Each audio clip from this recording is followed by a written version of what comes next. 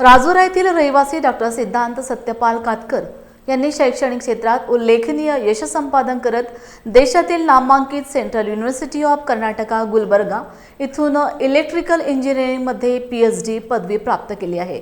Development of intelligent techniques for assessment of smart distribution grid या विषयावर ही पदवी असून प्राध्यापक डॉक्टर अरुण कुमार पाटील यांच्या मार्गदर्शनाखाली त्यांनी हे संशोधन पूर्ण केले आहे।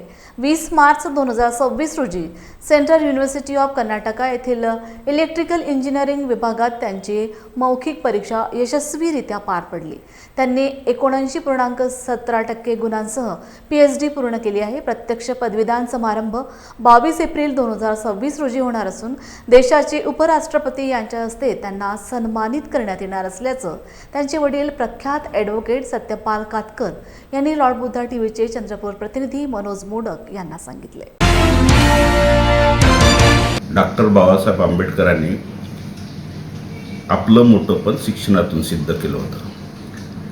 त्या काळात ते MA-PhD, PhD, DSc, LLD, बारटला घेऊन आले आणि डिग्रीसोबत तो एक ज्ञान महत्त्वाचं होतं आणि तोच आदर्श मी स्वतः व्यक्तिगत आयुष्यामध्ये पाळला आणि मला वाटलं की माझ्या मुलांनी सर्वोच्च शिक्षण घ्यावं।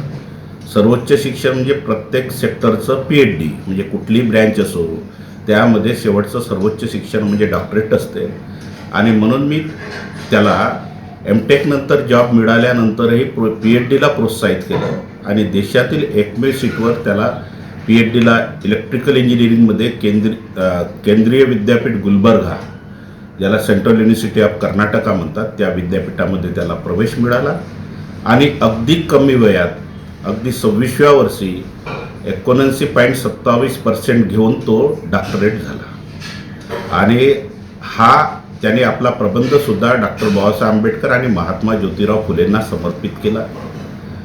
सोबतच आपल्या आईवडिलांना समर्पित केला आणि उच्च शिक्षण घेऊन सिव्हिल सर्व्हिसेस किंवा त्याहीपेक्षा IIT सारख्या प्रोफेशनमध्ये प्रोफेसर म्हणून जाऊन एक समाजाला नवी दिशा देईल याची मला 100% शाश्वती आणि खात्री आहे आणि भविष्यामध्ये केवळ माझं लेकरू शिकलं किंवा माझा मुलगा शिकला यामुळे समाज पूर्ण प्रगत झाला या मताचा मी नाही। समाजामध्ये सर्वसामान्याचे लेकरं या दिशेने वाटचाल करावी आणि सर्वोच्च शिक्षण घ्यावं यासाठी मी गेल्या अनेक वर्षापासून एक शैक्षणिक समुपदेशक आणि मनोवैज्ञानिक म्हणून परिसरातील लोकांना जे समुपदेशन करून केंद्रीय विद्यापीठामध्ये अनेक विद्यार्थ्यांना सिद्धांत जो माझा मुलगा आहे त्याच्यासोबत सुद्धा पाठवलेला आहे, परंतु बरेच विद्यार्थी पोस्ट ग्रॅज्युएट झाल्यावर जिकडे तिकडे आपल्या नोकरीला मिळाले आहेत।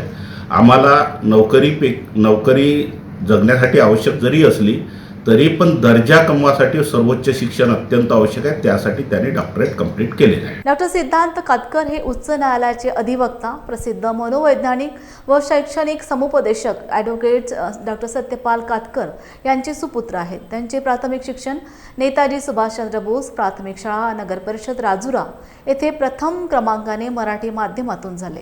पुढे जिल्हा परिषद ज्युनियर कॉलेज राजुरा येथून 10वी व 12वी पर्यंत विज्ञान शाखेत त्यांनी कोणतीही शिकवणी न घेता प्रथम क्रमांक पटकावला। यानंतर त्यांनी BTech इलेक्ट्रिकल इंजिनिअरिंग व MTech power and energy engineering हे शिक्षण 65.10% गुणांसह केंद्रीय विद्यापीठ कर्नाटक येथून मेरिटमध्ये पूर्ण केले। 12वी नंतर सलग 7 वर्ष त्यांनी या विद्यापीठात शिक्षण घेतले। देशभरातील अनेक विद्यार्थ्यांमध्ये स्पर्धा असताना सेंट्रल युनिव्हर्सिटी कर्नाटक येथे PhD सीटसाठी त्यांनी 15 लाखांचे पॅकेज असलेली नोकरी नाकारून प्रवेश मिळवला आणि वयाच्या अवघ्या 26व्या वर्षी PhD प्राप्त केली। डॉक्टर बाबासाहेब आंबेडकर राष्ट्रीय सिनियर रिसर्च फेलो म्हणून त्यांनी संशोधन सुद्धा पूर्ण केले आहे। डॉक्टर सिद्धांत कातकर यांनी आपली पदवी डॉक्टर बाबासाहेब आंबेडकर व महात्मा ज्योतिबा फुले यांना समर्पित केली आहे। आपल्या यशाचे श्रेय त्यांनी गुरुजन व आईवडिलांना दिले आहे। पुढील काळात सिव्हिल सर्व्हिसेसची तयारी करून राजपत्रित पदावर कार्य करण्याची त्यांची इच्छा त्यांनी लॉर्ड बुद्धा टीव्ही सोबत बोलताना व्यक्त केली।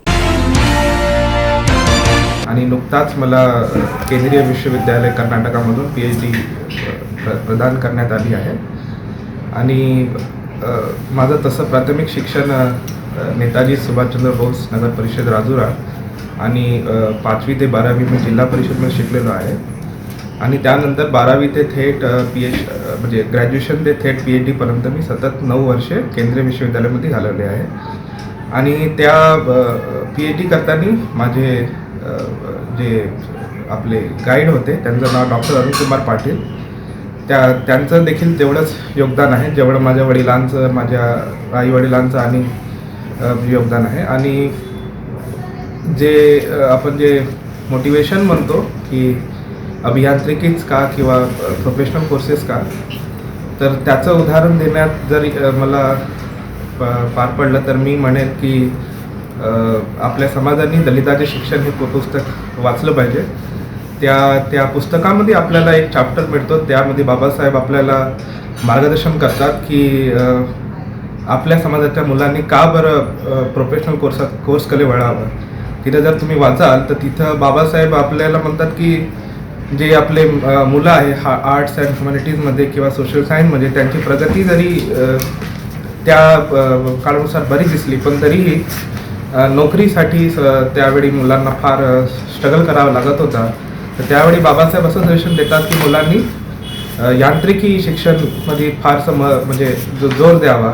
आणि तिथे जर तुम्ही बघितलं तर तिथं ते म्हणजे विश्वविद्यालयानुसार त्यावेळी किती निधी त्यावेळी सरकार त्यांना देत होते हे सुद्धा ते मेन्शन करतात. तर त्याच प्रकारे तेवढाच निधी बाबासाहेबांनी ठरवला होता की SC समाजाच्या किंवा SC आपल्या डिप्रेस क्लासच्या मुलांना सुद्धा देण्यात यावं बा. आणि तिथं त्यांनी सुद्धा त्यांनी पुन्हा त्याला एक्सटेंड करून म्हटलं की समजा तुम्ही निधी ॲज अ स्कॉलरशिप नाही देऊ शकत तर ॲज ए काय म्हणतात की तुम्ही एक टाईपचं लोन सारखं सुद्धा द्यावं बा की नोकरी लागल्यावर मुलांना ते फेडण्यात यावी. आणि तिथं तुम्ही बघा, तुम्ही तिथं मला वाटते एका विद्यापीठाचं नाव घेतलं तर IISc मध्ये त्यावेळी भारत सरकार 2 लाख सुद्धा त्यांना अनुदान देत होतं. पण त्याच प्रकारचे अनुदान आपल्या मुलांना देखील देण्यात यावं बा असं बाबासाहेबांचा जोर होता. आणि मला वाटते एक मात्र पुन्हा एक उदाहरण आहे तिथे ज्याला आपण सध्या तर ते IIT ISM धनबाद शायद त्याचं नाव आहे. आणि तिथे सुद्धा बाबासाहेबांनी म्हटलं होतं की मुलांनी तिथं म्हणजे सरकारने त्यांना आपल्या मुलांसाठी तिथे प्रशिक्षण द्यावं बा आणि त्यांना मग नोकरी प्रोफेशनल कोर्सेसमध्ये सुद्धा नोकरी मिळायला उपयोगी होईल. अशामुळे आणि कारण की शिक्षण नंतर नोकरी तेवढीच सध्या तरी आपल्या समाजात तेवढीच महत्त्वाची. आपण आता तुम्ही जे PhD झाला आहे आता कसं वाटते तुम्हाला, काय सांगाल? असं काही फारसं काही वेगळं असं काही भावना नाही, चांगलीच आहे. विद्यार्थ्यांना तर माझा संदेश तसा तर मी जो आत्मसात केला त्या 2 गोष्टीच मी सांगतो. त्याच्यामधले आपले 2 ब्रीदवाक्य जे माझे आवडते. त्यामधलं पहिलं आपलं ब्रीदवाक्य म्हणजे बाबासाहेबाचंच, ज्याला आपण म्हणतो की शिका, संघटित व्हा आणि संघर्ष करा. या गोष्टी आपल्याला आत्मसात करून घ्यावंच लागेल. आणि दुसरं वाक्य म्हटलं तर आपल्या बुद्धांना दिलेला संदेश, त्यांचा लास्ट संदेश आपण जो म्हणतो की अत्तदीप भव, स्वतःचा दीपक स्वयं बना, त्याच्याशिवाय तुम्हाला दुसरा कोणताही मार्ग नाही.